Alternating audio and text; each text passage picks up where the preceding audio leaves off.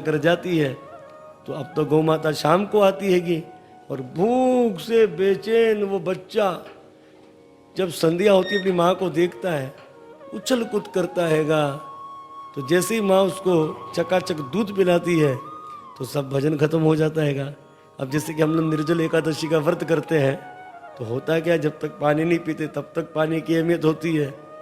अब महाराज जैसे ही जल का पान करते द्वादशी के दिन तो क्या होता है, उस पानी की अहमियत खत्म होने लग जाती है। तो ये भूख का भजन है, भगवान को नहीं भाया। फिर बत्तासुर ने कहा कि प्रभु मैं आपके बिना इस प्रकार से तड़पता हूँ जैसे प्रियतम के बिना उसकी प्रियतमा तड़पती हैगी। तो ये प्रेम का भजन भगवान को भा गया। अब देखो, एक कन्या का विवाह हुआ, बेचारी कन्या अनपढ़ झाइल गवार, उसे कुछ पता ही नहीं था। तो उनके पति को अब 10 दिन के लिए कहीं जाना पड़ गया। तो जाते समय पति ने अपनी पत्नी से कहा कि देखो मैं 10 दिन के लिए जा रहा हूँ तो मैं लौट आ जाऊँगा 10 दिन के बाद। अब वो बेचारी इतनी भोली, उसे पता ही नहीं 10 दिन किसे कहते हैं। तो उस समय उसके स्वामी ने, पति ने दीवार पे 10 लाइनों को खींच दिया। बोले हर रोजाना सवेरे होकर एक को काट देना, जब तुम 10वें दिन इसको काटोगी तो मैं आ जाऊंगा। अब वो भोली भाली हर रोज एक लाइन को काटती थी। जब उसने 10वें दिन उस आखिरी लाइन को काटा तो जरा भी सनसनाट होने लगे। तो ऐसा लगे मेरे स्वामी आ गए, तो तुरंत दरवाजे पर भागती है कि। तो इसे कहते हैं प्रेम। प्रेम का भजन भगवान को भा गया। तो उस समय भगवान ने कहा चाहते क्या हो? बोले प्रभु मुझे मोक्ष नहीं चाहिए, आपका धाम नहीं चाहिए, आपका दर्शन नहीं चाहिए। तो भगवान ने कहा क्या चाहिए? बोले प्रभु मैं तो आपके दासों का दास ही बनना चाहता हूं। देवराज इंद्र देख रहा है ये है तो राक्षस, वो भजन कर रहा है। तो उस समय देवराज इंद्र ने कह दिया अहोदानो सिद्धोसी, बड़ा सिद्ध पुरुष निकला। और बत्तासुर का भाव बदल गया। बत्तासुर ने कहा हे इंद्र तू गुरु हत्यारा है, तू मेरे भाई का हत्यारा है, तो ब्रह्म हत्यारा मैं तुझे नहीं छोड़ूंगा। अब हुआ ये कि बत्तासुर ने रख कर मुक्का ऐरावत हाथी को मारा। तो हाथी तो दूर जाकर गिरा, पर हाथी के ऊपर बैठे कौन थे? देवराज इंद्र, वो भी गिरे और उनके हाथ से वज्र भी छूट गया। अब तो इंद्र को वज्र उठाने में बड़ी शर्मिंदी हो। तो बत्तासुर ने भी कह दिया उठा ले इस वज्र को, इसके बिना मैं मरने वाला भी नहीं। तो तुरंत देवराज इंद्र ने उस वज्र को उठाया और अपनी शक्ति से ऐरावत हाथी को स्वस्थ कर दिया। अब महाराज हुआ ये कि हाथी पर बैठा इंद्र, अब भयंकर युद्ध हुआ। उस समय बत्तासुर ने अपने दैत्यों को कहा कि तुम भागो मत, देवताओं से डरो मत। वो बड़े भाग्यशाली होते जिन्हें ऐसा युद्ध का अवसर मिलता हैगा, क्योंकि ऐसे युद्ध के अवसर पर अगर कोई अपने शरीर का त्याग कर देता है उसे स्वर्ग की प्राप्ति हो जाती हैगी, और अगर वो जीत जाते तो उन्हें राज्य का भोग मिलता हैगा। तो बत्तासुर खूब अपनी सेना को समझाते जा रहे हैं। और उस अब महाराज बत्तासुर और इंद्र का सामना हो गया। इंद्र ऐरावत हाथी पर आ रहा है दौड़े दौड़े, हाथ में वज्र लिए, और बत्तासुर भी इंद्र की ओर दौड़े दौड़े जा रहे हैं। उस समय इंद्र ने अपने हाथ में वज्र जो था इंद्र के, उससे बत्तासुर की सीधी भुजा को काट दिया। पर बत्तासुर ने हार नहीं मानी। फिर बत्तासुर जो इंद्र पर झपटा तो उस समय देवराज इंद्र ने वज्र उठाया और बत्तासुर की बाईं भुजा को काट दिया। फिर भी बत्तासुर ने हार नहीं मानी। वो बगैर भुजाओं के ही बत्तासुर इंद्र से लड़ने के लिए गया। अब हुआ ये कि अब तो बत्तासुर ने इंद्र को मौका नहीं दिया। ऐरावत हाथी सहित बत्तासुर ने इंद्र को पेट में ले लिया। अब महाराज हुआ ये कि यहाँ तो हाहाकार मच गया। अरे सब देवताओं ने कहा ये तो इंद्र को ही नाश्ता कर गया, अब क्या होगा? पर इंद्र ने नारायण कवच को धारण कर रखा था। 100 दिन बाद इंद्र जो है बत्तासुर के पेट को फाड़ कर आगे वज्र के द्वारा, और इस प्रकार से हजारों वर्ष लगे बत्तासुर की गर्दन को काटने में। इस तरह से श्री सुखदेव गोस्वामी जी कहते हैं परीक्षित बत्तासुर का उद्धार हो गया। परीक्षित महाराज जी ने श्री सुखदेव गोस्वामी जी से कहा कि भगवान ये तो असुर था बत्तासुर, पर असुर योनि में भी जो है इस बत्तासुर ने भजन कैसे किया? तो ये बड़ी जानकारी वाली बात है। तो अब हम बत्तासुर का चरित्र तो कहते हैं, तो इससे पहले जो छठे स्कंद के 13वें अध्याय में आती है कथा कि जब इंद्र पर ब्रह्म हत्या का पाप लग गया था तो इंद्र मान सरोवर में जाकर 10,000 वर्षों तक छुप गए। उस समय अब हुआ ये कि जब तक इंद्र नहीं था तो उस समय राजा नहुष जो थे इन्होंने राजगद्दी को संभाला था। अब हुआ ये कि राजा नहुष जो है वो इंद्राणी पर मोहित हो गए। अब इंद्राणी इससे बड़ी घबराती थी। तो एक दिन इंद्राणी ने कहा बृहस्पति जी के कहने पर कि मैं एक शर्त पर तुमसे विवाह करूंगी राजा नहुष को, तुम ऋषियों को लेकर आओ, तुम पालकी में बैठो, ऋषि तुम्हें अपने कंधे पर उठा के लेकर आए और जब तुम मेरे पास आओगे तब मैं तुमसे विवाह करूंगी। अब राजा नहुष तो इंद्राणी पर बावरा हुआ घूम रहा था, तो उसने ऋषियों को पकड़ा और ऋषियों ने इसकी पालकी उठाई। अब ये इतना उतावला हो रहा था इंद्राणी से मिलने के लिए, ऋषियों को कहता जल्दी चलो जल्दी चलो जल्दी चलो। उस समय ऋषियों ने कहा अरे मूर्ख, हम क्या तेरे सेवक हैं, तू हमसे अपनी पालकी उठवाता हैगा, तू इतना उतावला हो रहा हैगा, जा तुझे श्राप देते हैं, तू अजगर हो जा। इस तरह से ये जो राजा नहुष थे ये अजगर हो गए थे। तो अब हम आगे बढ़ते हैं। तो छठे स्कंद के 14वें अध्याय के अंदर वत्सलासुर का चरित्र आता है कि पिछले जन्म में कौन था। तो यहाँ लिखा है कि पिछले जन्म में राजा चित्रकेतु था, इसकी 1 करोड़ पत्नियां थी। अब संतान होती नहीं थी, ऋषि के पास गए। ऋषि ने कहा देखो राजन, संतान की कामना छोड़ दो, तुम्हें इस संतान से हर्ष और दुख होगा, मतलब खुशी और गम मिलेगी। पर उसने कहा जब गम मिलेगा जब तो देखी जाएगी, आप हमें संतान दीजिए। तो उस समय ऋषि ने प्रसाद दिया और इसने अपनी 1 करोड़ पत्नियों में एक इनकी पत्नी थी जिसका नाम था कृतिक्या, उसे प्रसाद दे दिया। इस तरह से उस रानी से एक पुत्र का जन्म हुआ और दूसरी रानियां जो है वो जलेसी करने लगी क्योंकि ज़्यादा चित्रकेतु जो है इस रानी को समय देता था, दूसरियों को नहीं देता था। मौका पाकर इन रानियों ने बच्चे को विष दे दिया और विष पीने से बच्चे की मृत्यु हो गई। अब महाराज हुआ जब रानी अपने पुत्र को जगाने के लिए गई तो उस समय बच्चे की आंखें ऊपर चढ़ी थी और मुंह से झाग निकल रहा था। अब रानी जब शोक करने लगी तो उस समय भक्तों हुआ ये कि ये बात पूरे राज्य में फैल गई और जब राजा चित्रकेतु आए उन्होंने भी जब अपने मृत्यु पुत्र को देखा तो शोक करने लगे। जब पूरे राज्य में बात फैली तो उस समय अंगिरा ऋषि और देव ऋषि नारद जी भी आए, क्योंकि अंगिरा ऋषि ने ही प्रसाद दिया था संतान प्राप्ति के लिए। और अंगिरा ऋषि ने राजा चित्रकेतु को कहा था कि देखो तुम्हें इस बच्चे से खुशी और गम मिलेगा। तो अब अंगिरा ऋषि भी आगे देव ऋषि नारद जी को लेकर। उस समय अंगिरा ऋषि ने कहा कि हे राजन, मैंने तुमसे कहा था न कि तुम्हें इस पुत्र से खुशी और गम मिलेगी। तो ये इतना रो रहा था, इतना रो रो कर इसकी आंखें सूज गई, पति पत्नी की कुछ दिखलाई भी नहीं दे रहा था। पूछ लिया आप कौन? बोले हम अंगिरा ऋषि। अब तो ये ऋषि को चिपट गया, लाओ हमारा पुत्र दीजिए। तो अंगिरा ऋषि ने कहा मिल ही नहीं सकता, मैंने तुम्हें पहले कह दिया था तुम्हें इस बच्चे से खुशी और गम मिलेगी। उस समय देव ऋषि नारद जी ने कहा ऋषिवर से आप पीछे हटिए, मैं इससे निपटता हूँ। देव ऋषि नारद जी ने कहा हे राजन, रोना धोना बंद करो, क्या चाहते हो? बोले बेटा चाहता हूँ। तो देव ऋषि नारद जी ने कहा ठीक है, रोना धोना बंद करो। जीवात्मा को आह्वान करके बुला लिया। तो देव ऋषि नारद जी ने जीवात्मा से कहा कि हे जीवात्मा, ये तुम्हारे माता पिता ने रो रो कर अपनी आंखें सुझा ली हैगी, जरा मिल तो लो अपने माता पिता से। तो जैसे ही जीवात्मा जाने लगा, राजा चित्रकेतु देवी कृतिक्या उसको लिपटने लगी तो जीवात्मा ने पीछे कर दिया, पीछे हटो, कौन हो तुम? लो।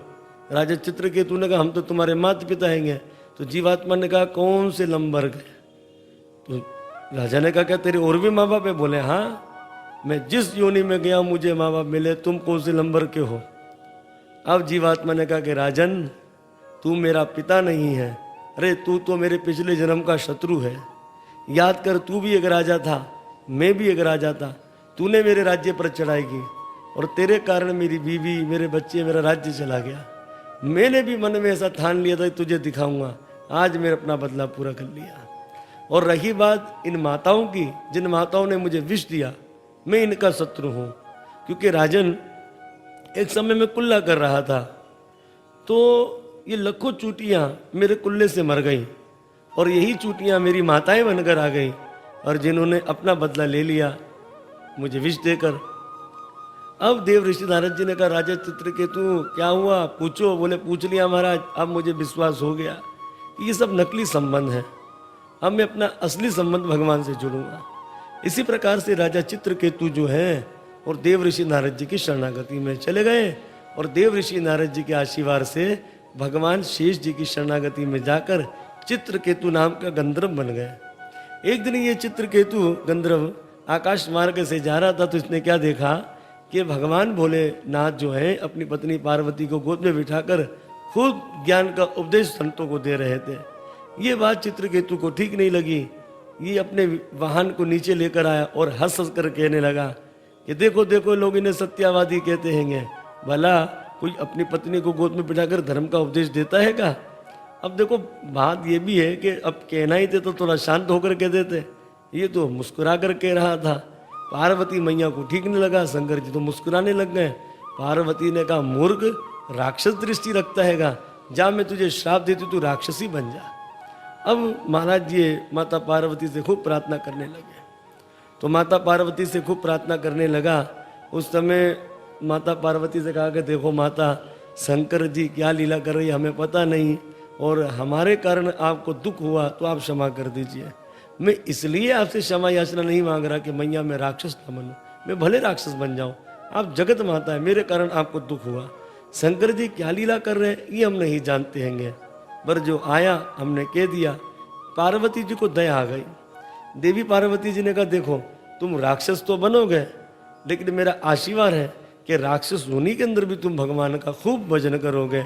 तो प्यारे भक्तों, ये माता पार्वती का आशीर्वाद था कि ये ही चित्रकेतु बत्तासुर बना माता पार्वती के श्राप से, और राक्षस होने में भी इसने खूब भजन भगवान का किया हैगा। इस तरह से आगे जो है कथा आती है।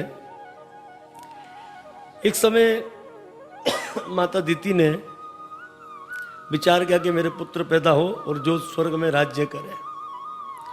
तो उस समय माता दीति ने जो है वो कश्यप ऋषि से प्रार्थना करी, और कश्यप ऋषि खुद जानते हैं कि दैत्यों को स्वर्ग की गद्दी मिल जाना मतलब सर्प को दूध पिलाने वाली बात है।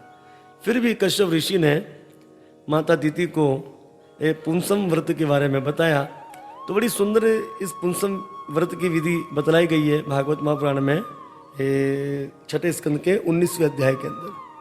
तो देखो पहले हमें इस विधि को सुनना चाहिए। इसमें लिखा है कि किसी की हिंसा ना करे, मतलब किसी भी जीव की हिंसा ना करे, उसे कष्ट ना दे, उसे काटा पीटी ना करे। और दूसरी बात बताई जा रही है क्रोध ना करें, और तीसरी गाली श्राप आदि ना दे। चौथा बिना दुला वस्त्र और किसी की उतरी हुई माला ना पहने। अब देखो 5 चीजें खाने में बताई गई है जिससे परहेज करना है। पहला झूठा नहीं खाना, दूसरा चूटियों का लगा हुआ नहीं खाना, तीसरा अगर मांस युक्त हो, मतलब किसी में अगर मांस का एक अंश भी हो या मांस के तिल में पका हो उसको नहीं खाना, चौथा अशुद्ध कलायवा ना खाना, और पांचवा जो रजस्वला स्त्री होती है पवित्र उसका नहीं खाना। अंजलि से जल पीना वर्जित है इस व्रत में। और जब अगर कोई बाहर जाता है घर से तो 7 चीज़ों पर ध्यान देना है। एक, झूठे मुख बाहर नहीं जाना, दूसरा बिना आचमन के नहीं जाना, तीसरा संध्या के समय बाहर नहीं जाना, चौथा बाल खोलकर नहीं जाना, और पांचवा गपशप करते हुए बाहर नहीं जाना है। जैसे अक्सर जो है ना वो पुरानी औरतें कहती हैं, सभी कहते हैं कि बाल खोलकर बाहर मत जाओ। तो ये सारी चीज़ें यहाँ पर बताई है। छठा, बिना चादर ओढ़े बाहर नहीं जाना है, चादर ओढ़कर बाहर जाना है ढक कर। और सातवां, बिना श्रृंगार के बाहर जाना है, श्रृंगार नहीं करना है। और सोने के समय 8 चीज़ों का ख्याल करना है। देखो, बिना पैर धोए नहीं सोना है। दूसरा, अशोच अवस्था, गंदी अवस्था में नहीं सोना है। वैसे भी गंदी अवस्था में नहीं सोना चाहिए। अगर गंदी अवस्था में कोई सो गया, उसकी मृत्यु हो गई तो उसको नरक भोगना पड़ता हैगा, इतना अपराध बताया गया। तीसरा, गिरे पैर नहीं सोना हैगा। चौथा, उत्तर दिशा की ओर मुख कर कर नहीं सोना हैगा, सर कर कर, जिसे कहते हैं नोट। पांचवा, पश्चिम की ओर मुख कर कर नहीं सोना है, यानी कि वेस्ट। और छठा, बगैर कपड़ों के नहीं सोना हैगा। 7वां, दूसरे के साथ नहीं सोना है, चाहे स्त्री हो या पुरुष, उसके साथ नहीं सोना है। 8वां, संध्या के समय नहीं सोना हैगा। तो ये इस चीज़ का हमें ध्यान देना चाहिए। फिर प्रातः काल यानी कि सवेरे गौ का पूजन करना है, गौ माता का, ब्राह्मण का पूजन करना है, लक्ष्मी नारायण का पूजन करना है, ये सब चीज़ें बताई गई हैगी। इस तरह से माला फूल चंदन से सौभाग्यवती जो स्त्रियां होती हैं उनका पूजन करना है और उन्हें भोजन करवाना हैगा। फिर पति का पूजन करना है, उनका ध्यान करना है। इस प्रकार से 1 वर्षों तक इस व्रत को नियम बताया गया हैगा। इस तरह से जब माता दीति ने इस व्रत को किया तो वो गर्भवती हो गई। अब देवराज इंद्र को बड़ी चिंता सताने लगी। तो देवराज इंद्र ने सोचा अगर मैया का, मौसी जी का व्रत पूरा हो गया तो मौसी जी से जो बेटा होगा तो वो तो गद्दी पर बैठ जाएगा, तो मेरी तो गद्दी चली जाएगी।